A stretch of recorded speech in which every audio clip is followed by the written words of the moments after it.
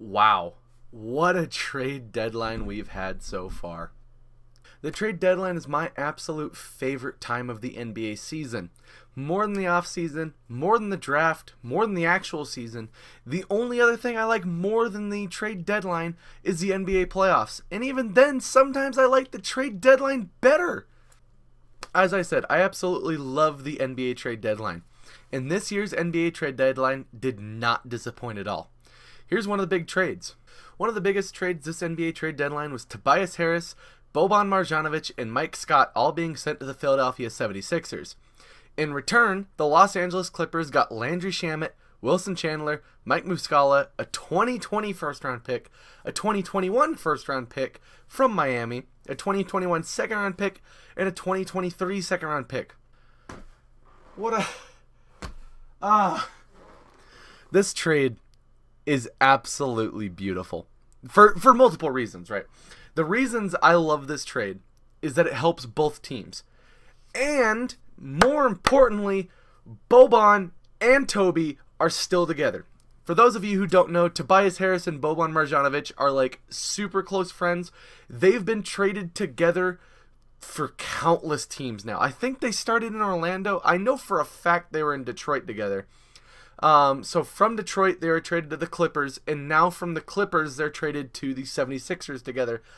I keep thinking that they were in Orlando together, but I'm not sure.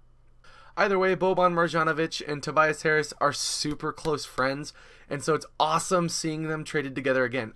No one likes to be traded, but to be able to be traded with someone that you're super close to is super fortunate. One of the reasons I like this trade for the Philadelphia 76ers is, well, Tobias Harris. He fits that team absolutely perfectly. Tobias Harris is an all-star. He is an all-star this year, and honestly, he should always be in consideration for an all-star.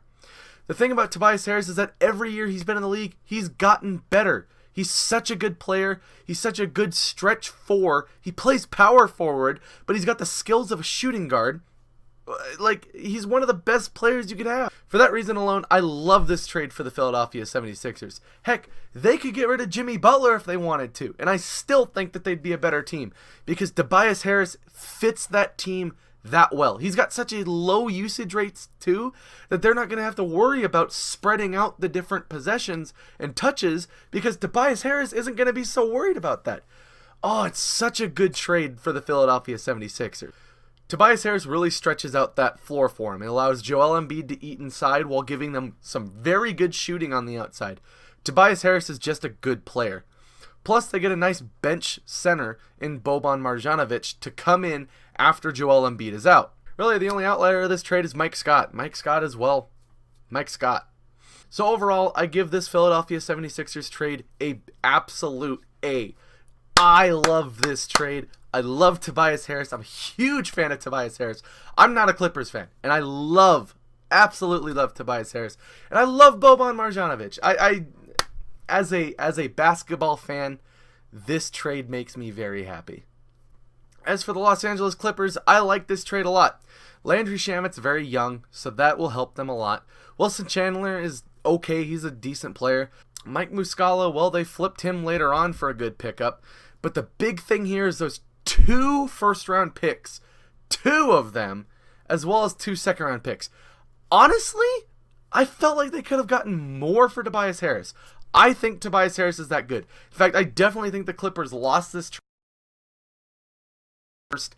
However, this is still a very good trade for them, and they also get an A. That's weird for me to give.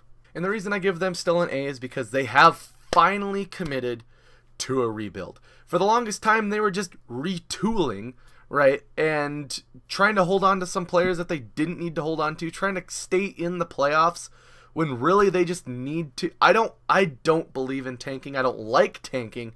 However, there is some merit to, all right, let's get rid of our top guys. Let's get these draft picks. Try again in about 3 years. And I think that's finally what the Clippers have decided to do.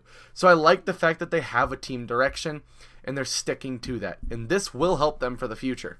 And so that's it for this trade, guys. If you liked this video, please leave a like.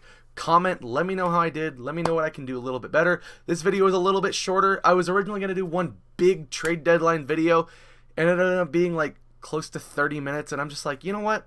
No one's going to end up watching that. So I'm going to have a lot shorter videos for all the big trades of the trade deadline. So if you're looking forward to those, please hit subscribe, and you'll see them here soon. Until then, I'm out. Peace.